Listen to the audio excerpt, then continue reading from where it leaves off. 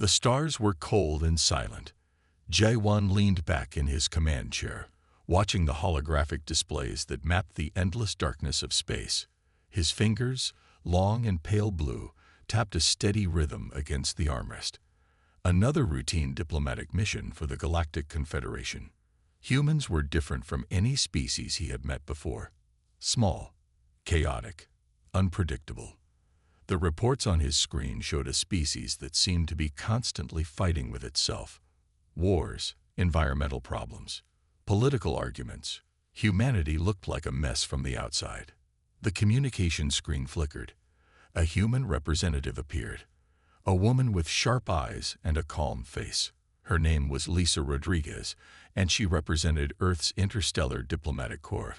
Behind her, the background showed a room that was both simple and carefully organized. "Greetings," she said. Her voice was clear and direct. "We appreciate the Confederation's interest in establishing contact." J1 smiled. It was the kind of smile diplomats practiced for centuries, professional, slightly condescending, meant to show who was really in charge. "We've been observing your species for some time," he responded. "The Confederation believes it's time we formally introduce ourselves." His translator hummed softly, converting his native language into perfect English. Around him, the ship's interior gleamed with technology far beyond human understanding. Smooth metal surfaces reflected soft blue lights. Holographic screens danced with complex data streams that would look like magic to most human eyes. Lisa didn't seem impressed. This surprised J1. Most species would be overwhelmed when meeting a representative of the Galactic Confederation. They were, after all, the most advanced civilization in known space. Their technology was centuries ahead of any developing species. "We've known about your civilization for some time," Lisa said. Her tone was neutral, but something in her eyes made J1 uncomfortable. It was a look of calculation, of someone who was measuring every word and watching every detail. The Confederation had categorized humans as a developing species, a polite way of saying they were primitive and not yet ready for full galactic membership. They needed guidance, protection, management. What J1 didn't know was that humanity had been preparing for this moment for decades. Outside the ship's massive windows, space stretched endlessly. Distant stars twinkled like tiny points of light. The Confederation's vessel was a marvel of engineering. A massive ship that could travel between star systems in days, powered by energy sources that would seem like pure magic to less advanced civilizations. J1 continued his prepared speech. He explained the Confederation's protocols.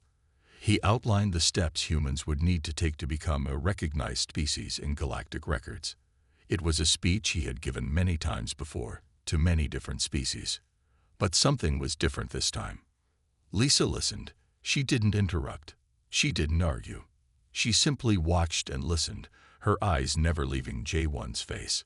Behind her, other human representatives moved quietly, checking equipment, reviewing documents.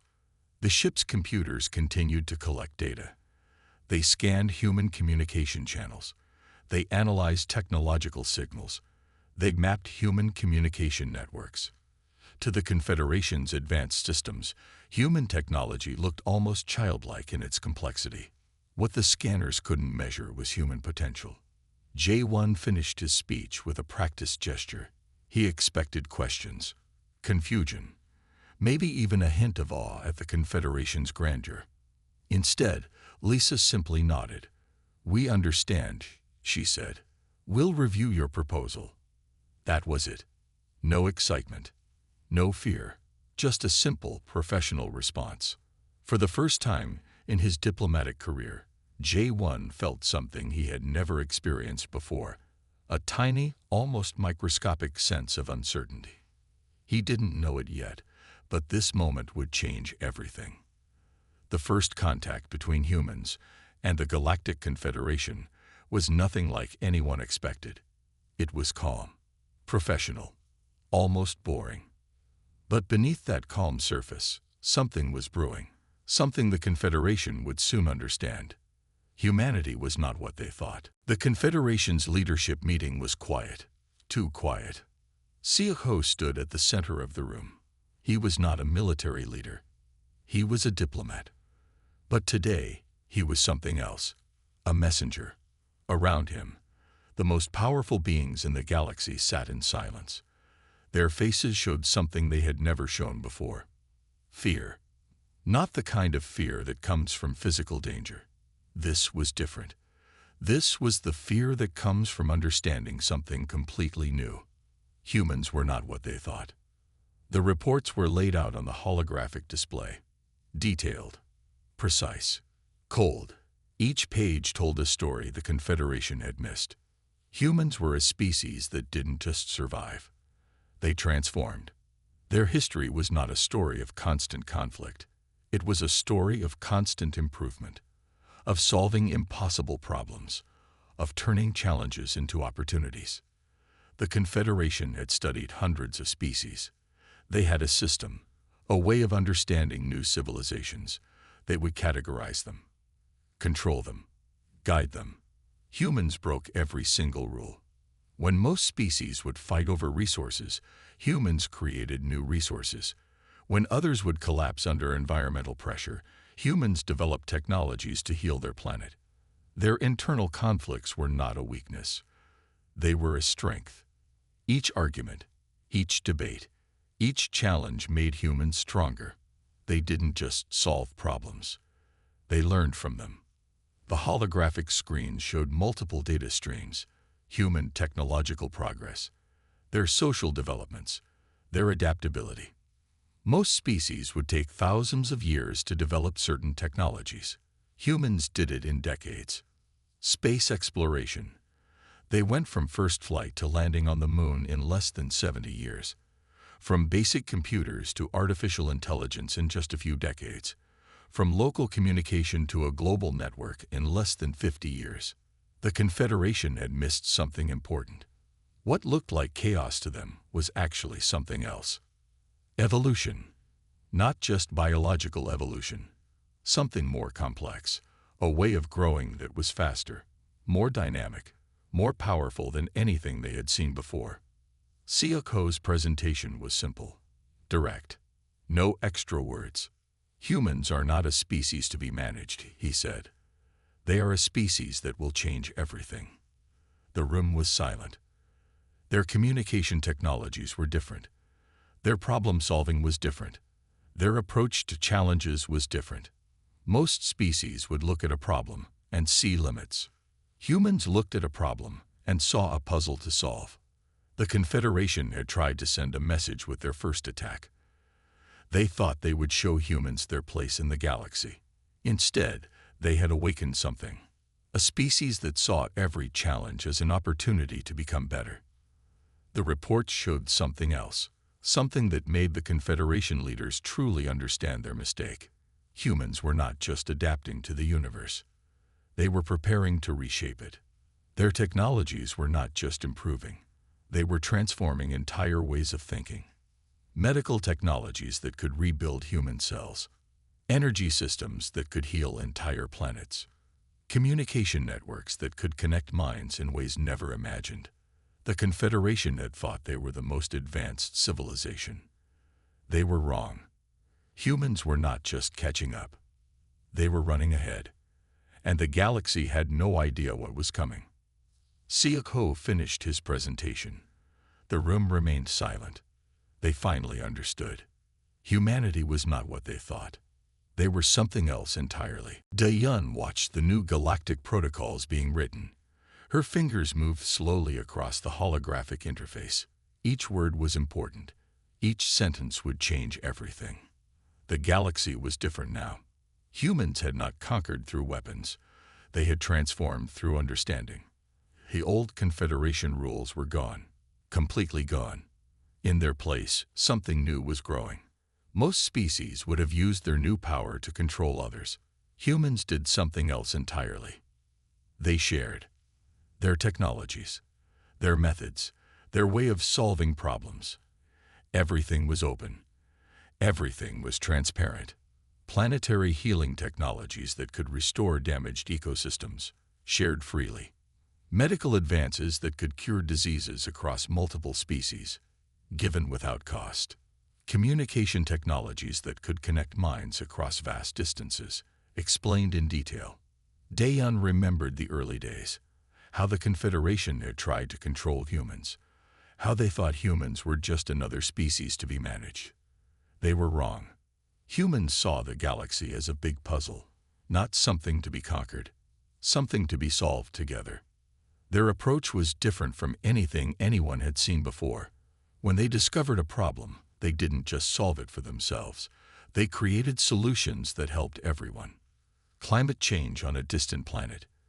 Humans would develop technologies to help. Resource shortages in another civilization. Humans would share their innovative solutions. Communication barriers between species. Humans would create new ways to understand each other. The new galactic protocols were nothing like the old ones. No more control. No more limited access to technologies. No more treating developing species like children. Instead, a new system was born, a system of shared growth, of mutual understanding. Humans had learned something important a long time ago. True power was not about controlling others. It was about lifting everyone up. Their own history had taught them this. They had survived global challenges, environmental disasters, economic collapses. Each time, they had learned that working together was stronger than fighting. Now they were applying this lesson to the entire galaxy. The Confederation's old leaders were gone, replaced by a new type of leadership, leadership that valued creativity, that valued problem-solving, that valued understanding. Daeun smiled as she finished writing the last protocol. It was more than a document. It was a promise that things would be different now, that no species would be left behind, that every challenge was an opportunity to grow together. Outside the window, ships from different civilizations moved together, not fighting, not competing, working together. Humans had not conquered the galaxy. They had transformed it, from a place of competition to a place of collaboration, from separation to connection, from conflict to understanding. The galaxy would never be the same, and it was just the beginning. Humanity had arrived, not as conquerors, but as partners, as problem solvers, as friends. Years had passed, decades, generations. Historians would look back and try to understand what happened, how a small species from a single planet had changed everything. The story was not about weapons, not about conquest, not about technology. It was about something much deeper. A young student sat in a galactic history class. Her name was Yuna. She listened as the teacher explained humanity's journey. Humans were different, the teacher said. They saw challenges as puzzles, not as problems to fear. On the walls, images showed human history, not just their space achievements, their entire journey. Images of people solving problems, working together, changing, growing. Yuna's grandmother had been part of the first truly integrated galactic teams. She told stories about how humans had changed everything. It wasn't sudden. It wasn't a single moment. It was a process. Humans had learned something important long ago. That survival was not about being the strongest. It was about being the most adaptable, the most creative. Their own planet had taught them this. They had faced climate challenges, resource problems, global conflicts. Each time, instead of breaking, they had found new ways forward. Now they did the same for the entire galaxy. Their technologies were not just advanced. They were flexible, always changing, always improving. A communication system that could connect minds across different species, medical technologies that could heal planets, energy systems that could restore damaged environments. But these were not their greatest achievement. Their real power was how they thought. Most species saw limits. Humans saw possibilities. Most species protected their knowledge. Humans shared everything. Most species fought over resources. Humans found ways to create more. The Galactic Library was full of human innovations, not just technological, but ways of thinking, ways of solving problems. Yuna's teacher continued the lesson. Humans understood something special, she said. that every challenge is an opportunity, that diversity is strength, that working together is better than fighting. The classroom showed students from hundreds of different species, all learning together, all working together. This was humanity's real legacy, not their weapons, not their technologies, their ability to bring different ideas together, to see potential where others saw problems, to transform challenges into opportunities. Outside the classroom, ships from different civilizations moved together, not as separate groups, but as a single community. Humans had not conquered the galaxy. They had connected it. They had shown that intelligence was not about having the most advanced technology. It was about understanding, about adapting, about growing together. The old Confederation was gone, replaced by a system that valued creativity, that valued understanding, that saw every species as important. Yuna looked at the images of early human history, their conflicts, their struggles, their challenges. She understood something important. Humanity's journey was not about being perfect. It was about always trying to be better, about never giving up, about seeing every problem as a chance to grow. The galaxy had learned something from humans, that true strength is not about power. It's about potential, about working together, about always moving forward. The Lions of Earth had shown the galaxy a new way, not through roaring, but through understanding. Asterisk, the end asterisk. The first battle happened in the asteroid belt. Jae-woo watched the holographic displays. Her command center was nothing like the fancy Confederation ships. It was simple, practical. Every piece of equipment had a purpose. No extra decorations, no wasted space. The Confederation sent 3 warships. They expected an easy victory, a quick show of power to teach humans a lesson about their place in the galaxy. They were wrong. Human ships moved differently, not in smooth, predictable patterns like Confederation vessels. They darted. They changed. They adapted in ways that made no sense to traditional military thinking. Each human ship was a small, compact fighting machine. Where Confederation ships were large and powerful, human ships were small and quick. They used the asteroid field like a playground, hiding, attacking, disappearing. The Confederation's first attack came with massive energy weapons, powerful enough to destroy most species' ships in seconds. But human ships had something different, adaptive shields that changed frequency faster than the enemy could target them. Ji-woo's voice was calm. "Target their communication arrays," she said. Not shouting, not angry, just professional. Her team moved like a single organism. No wasted movements, no extra words. Each person knew exactly what to do. The first Confederation ship went dark in less than 10 minutes. Not destroyed, just completely disabled. Its systems shut down. No way to communicate, no way to call for help. The second ship tried to retreat, but human smaller ships were faster. They moved between the asteroids like water. The Confederation pilots had training, but human pilots had something else: creativity. They didn't follow rules. They invented new ones. One human pilot actually used an asteroid as a weapon. He guided his small ship to push a large rock directly into the path of a Confederation warship. The massive rock moved faster than any weapon could track. The Confederation military leaders would later try to understand what happened. Their reports would be full of technical details, but they would miss the most important thing. Humans didn't just fight. They solved problems in ways no one expected. The third Confederation ship tried a different approach. It launched hundreds of small attack drones, a strategy that had worked against many species before, overwhelming enemies with multiple small attacks. Jae-woo smiled. Just a small smile. Nothing more. Her team had already prepared for this. Each human ship carried a special system. Not a weapon, not a shield. Something different. The drones suddenly stopped working. Their systems confused. Their targeting destroyed. They became nothing more than floating metal in space. Confederation technology was advanced. Humans were something else entirely. They didn't just copy existing technologies.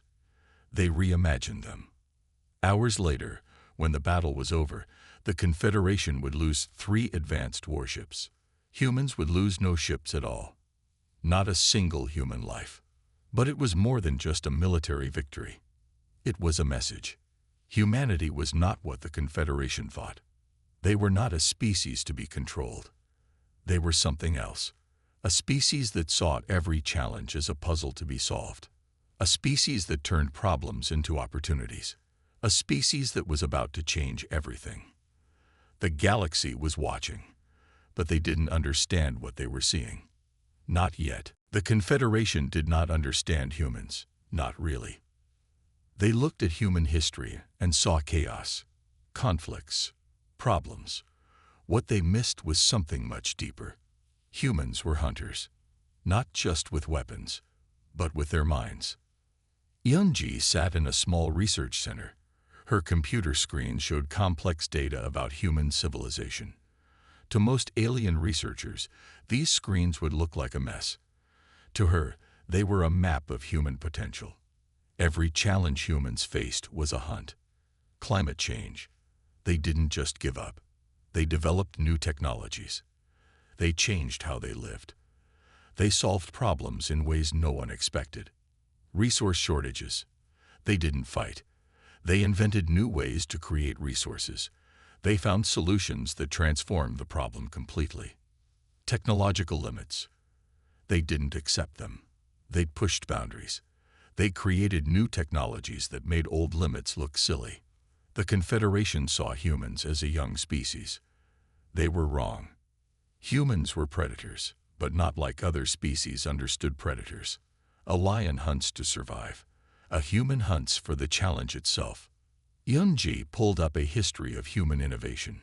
Each breakthrough was not just a solution. It was a hunt, a pursuit of something impossible. When they wanted to fly, they didn't just copy bird wings. They invented completely new machines that changed everything. Airplanes, rockets, spacecraft. When they wanted to communicate across long distances, they didn't just improve existing systems. They created the internet, a global network that changed how information moved. When they wanted to understand the human body, they didn't just study biology. They created entire new fields of research: genetic engineering, nanotechnology, medical technologies that could rebuild human cells. The Confederation studied species by looking at their technology, their social structures, their past conflicts. They missed the most important thing about humans. Humans saw every problem as an opportunity to become better. Most species would break under pressure. Humans got stronger. Global pandemic. They developed multiple vaccines in record time. Not just one. Many different solutions. Economic collapse. They rebuilt entire economic systems, created new ways of working, new technologies that changed how people lived. Environmental destruction. They developed technologies to heal their planet, to create clean energy, to reverse damage they had done. Yunji understood something important. Humans were not just a species. They were a force of nature. They didn't just adapt. They transformed. The Confederation had rules, protocols, ways of doing things that had worked for thousands of years. Humans didn't follow rules. They invented new ones. Their greatest strength was not their technology, not their weapons, not their intelligence. Their greatest strength was their ability to look at a problem and see something no one else saw.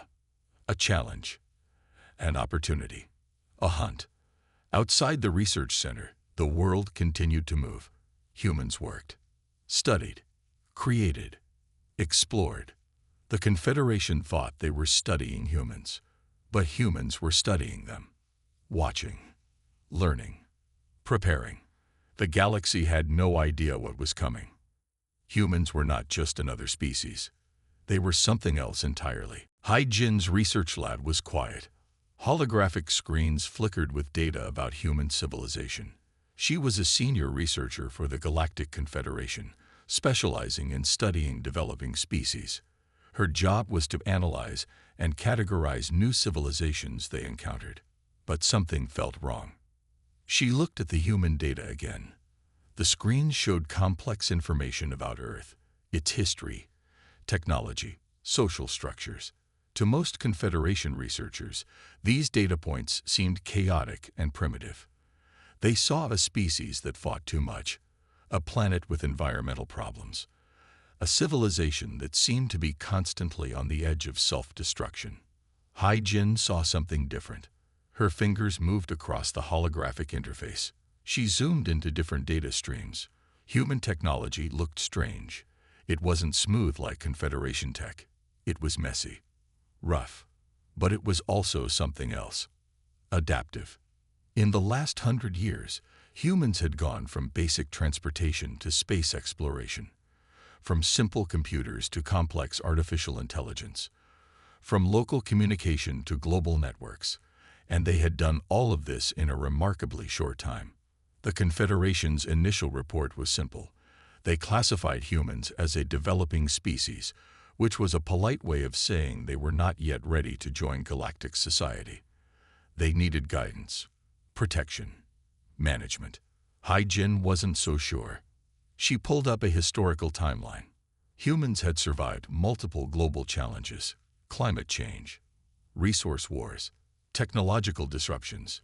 Each time, instead of breaking, they had adapted, changed, improved. Her colleague, a senior researcher named Heyman, walked into the lab. He looked at her screens and laughed. "Still studying those humans?" he asked. "They're nothing special." Hai Jin didn't respond immediately. She was looking at a specific piece of data.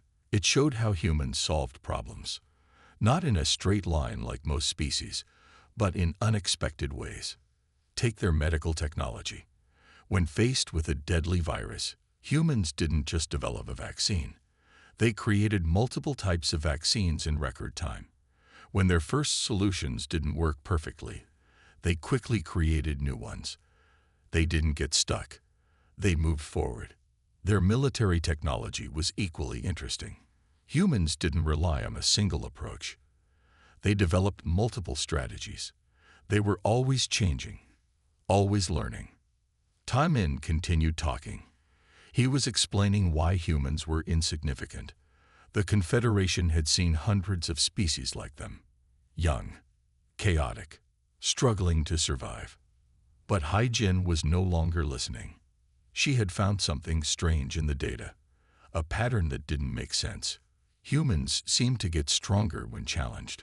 Most species would break under pressure. Humans seemed to do the opposite. Their entire history was a story of overcoming impossible odds. When their planet was dying, they didn't give up. They developed new technologies to save their environment. When resources became scarce, they didn't fight. They invented new ways to create and distribute what they needed. The more Hai Jin studied, the more uncomfortable she became. The Confederation believed they understood humans, but what if they were wrong? Outside the research lab, the vast Confederation space station continued its routine operations. Millions of beings from different species worked, lived, and moved through its massive corridors. To them, humans were just another small species waiting to be guided. Hai Jin saved her research. She would need more time to understand what she was seeing. Something about humans was different, something the Confederation had missed. They were not just another species to be categorized and managed. They were something else entirely, and no one seemed to realize it yet. The attack happened quickly, too quickly. A Confederation patrol ship dropped out of faster-than-light travel near the outer edges of the solar system. Its weapons powered up. Targeting systems came online. To the ship's crew, this was a routine operation, a simple demonstration of power to the new human species. They would never know how wrong they were. The human research vessel looked small, fragile. It was collecting data about the distant asteroid belt, its sensors mapping mineral deposits. The crew consisted of 12 scientists, 6 men, 6 women, from different parts of Earth.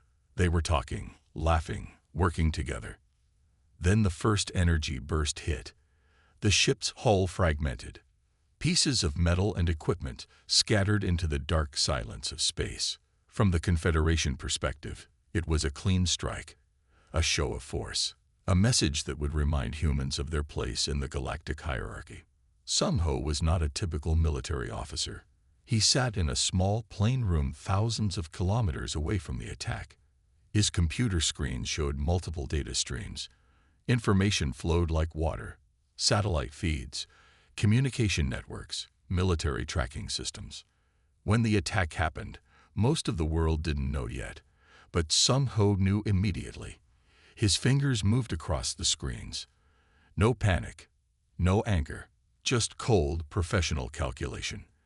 The research vessel carried 12 humans, 12 lives, but to Sun Ho, it was more than that. It was a message, an opportunity. Sun Ho had spent years preparing for moments like this. He was part of a special group, humans who understood that first contact with alien civilizations would not be peaceful. Not because humans wanted war, but because they knew how power worked. The Confederation thought they were sending a message. They didn't realize they were giving humans exactly what they wanted. In military circles, they had a saying: never interrupt your enemy when they are making a mistake.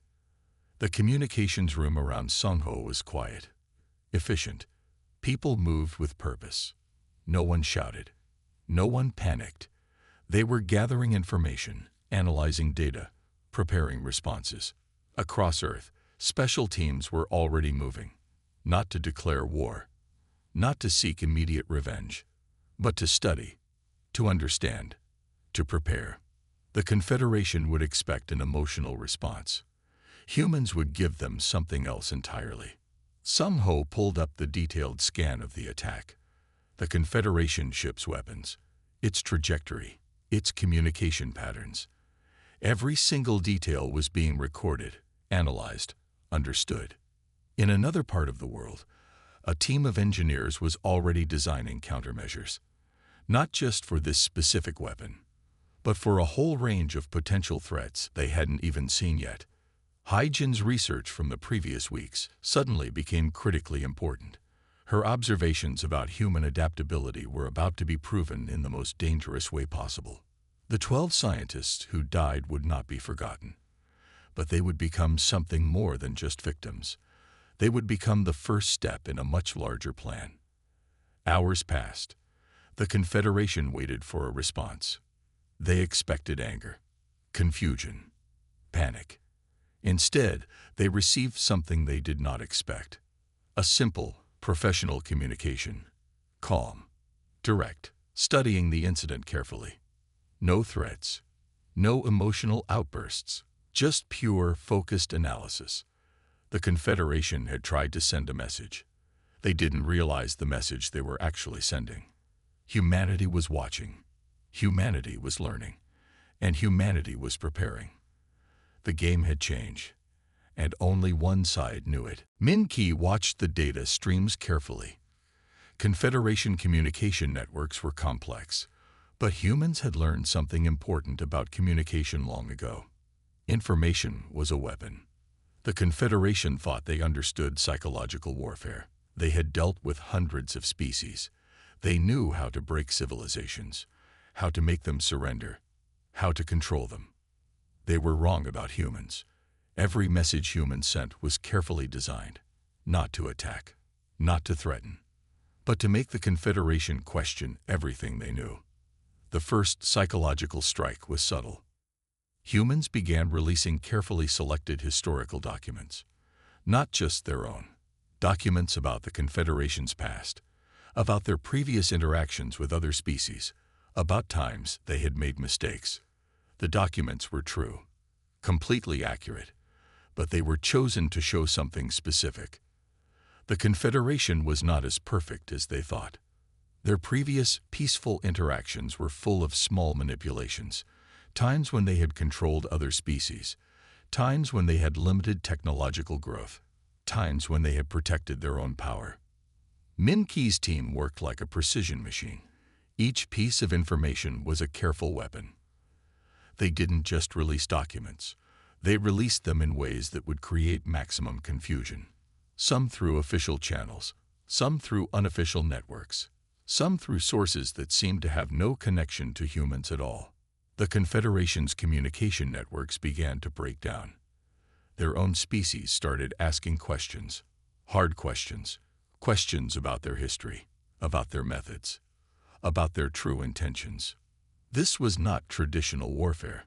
This was something else. Humans were not attacking the Confederation's technology. They were attacking their belief system. Every species the Confederation had encountered before would have responded to the earlier space battle with anger, with threats, with emotional outbursts. Humans did something different. They responded with information, with careful, calculated communication. Their messages were always professional, always calm, always focused on understanding what had happened. But between the lines, something else was happening. The Confederation was being forced to look at themselves, to question their own assumptions, to realize that their view of the universe might not be completely correct. Min-Ki understood something important.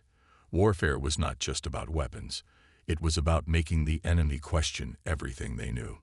Confederation leadership began to panic, not because humans were attacking them, but because humans were making them think.